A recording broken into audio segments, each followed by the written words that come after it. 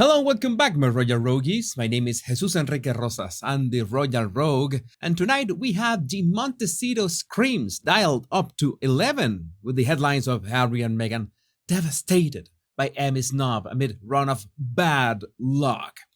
And by the way, I was looking at this picture, this screenshot for the Netflix. Let's change. I've been saying horror-mentary since December, but today I was thinking that it was a lousy way of talking about it. I think the more appropriate term should be dog-shite-mentary, which is more musical and even has a nice Londoner ring to it. I will try to say it as cockney as I can. Dog-shite-mentary. Oi.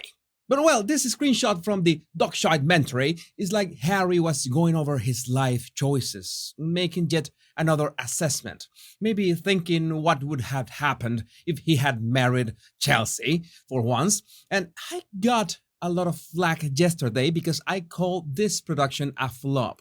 The Sausage Squad was offended by my remarks and they tried to prove me wrong. That it was not a flop, and far from it, it was a success. Lo and behold, for some strange reason, today we got reports of the total amount of watch time of this. More than 80 million hours. And I can understand that you can have a hard time trying to grasp how much time is this, in terms of views, of course. Just to give you an idea, in 3 years of video making journey, I've accumulated 20 million hours of watch time on my 2 YouTube channels without being born in a royal household or any experience in the yacht business. But this is not a banana measuring contest by any means. I just wanted to give you some kind of reference so you could decide for yourself if the Harkles documentary was a flop or not. And royal expert Ingrid Seward recently claimed that the Duke and Duchess of Sussex are devastated about being left out of the award show nods. But of course, the couple will not show it, the editor-in-chief of Majesty magazine told The Mirror. You know, this is the problem with royal commentators or royal experts. Yeah, pretty much anyone can just call themselves a royal expert. And this is something that Dickie Arbiter said the other day. So many unknowns claiming to be royal experts devalues the word experts. And I agree. Any Joe Schmo can put up a YouTube channel and start spewing pseudo-royal nonsense. And in our previous example, I know the royal expert who gave the remarks of the Harkles being devastated and not showing it is just plain wrong. And I don't say this from a behavioral expertise angle. I say it from experience. And as I've said a couple times, humor works because it tells the truth. And you know how everyone got this joke because it's true. But I have my doubts about reports like this one. Prince Harry running out of options and called Prince William to ask for a truce. Yeah, sure. I'll take things that never happened for $400, Alex. No, but really, let's imagine for a second that this is true. That Harry called William to ask for a truce. And that sentence could be technically true, but another thing is that William actually picked up the phone. I think not even Meghan picks up the phone when Harry calls. And on the other hand, what kind of options is Harry running out? Are we talking about places to stay at night? Maybe the hotels that he's staying at are tired of receiving IOU notes that they cannot cash in. Or maybe the Ginger Winger is running out of people who believe he can be a good influence and talk about life coaching with all that comes from it. Forgiveness, being kind, having a purpose, discipline, and just the slightest amount of self-respect. Or maybe he is running out of arguments to tell Meghan that he doesn't want to play the celebrity game anymore, that he's tired, that he wants a normal life. He wants to travel in normal private jets. Is that too much to ask? So no, I don't think for 1 minute that William would pick up that call. But let's pretend for a moment that he, at one point, decides to go for it, to accept Harry's incoming call.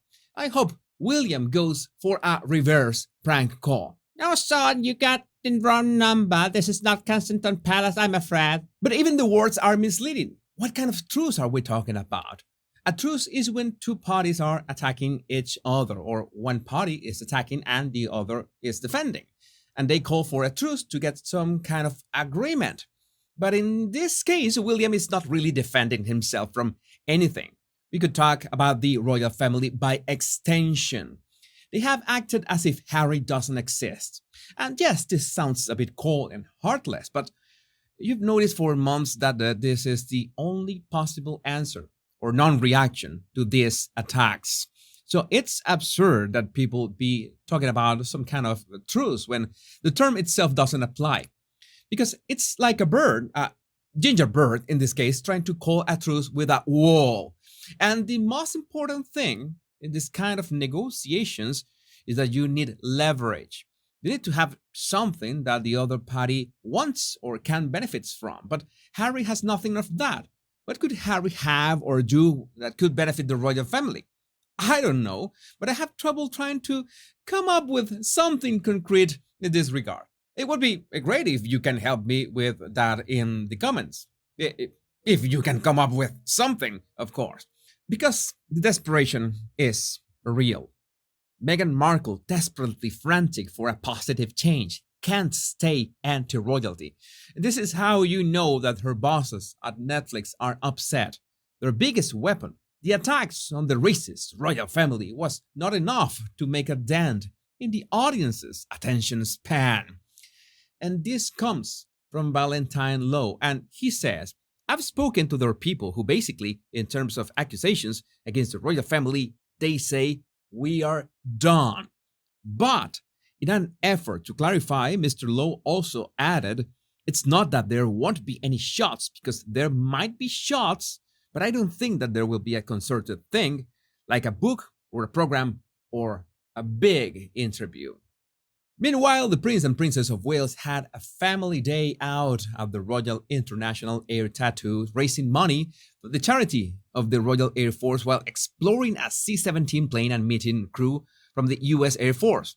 And from that, we got this amazing picture. And I agree with J.E. May's caption. Louis looking like he walks down the ramp of a C-17 plane every day. Again, Louis and Charlotte looking like anime characters and wearing matching shoes. Well, George was matched with William.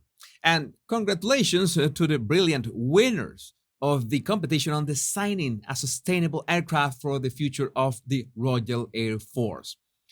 And today, we say goodbye with this comment found on YouTube and posted by Band72 on Twitter. Right on Betty, trophy emoji. Aiming for an Emmy and getting a critic's choice is like aiming for William and getting Harry. Joker emoji. I think it's a brilliant summary of this past week. My Royal Rogues, I'm thankful that more than 1 million of you watched my videos in the past 30 days. But somehow only a fraction of that million have subscribed to my channel when it's completely free. All you need to do is hit the subscribe button and that's it. Thanks for inspiring me to make these daily videos. And remember, much love and bliss.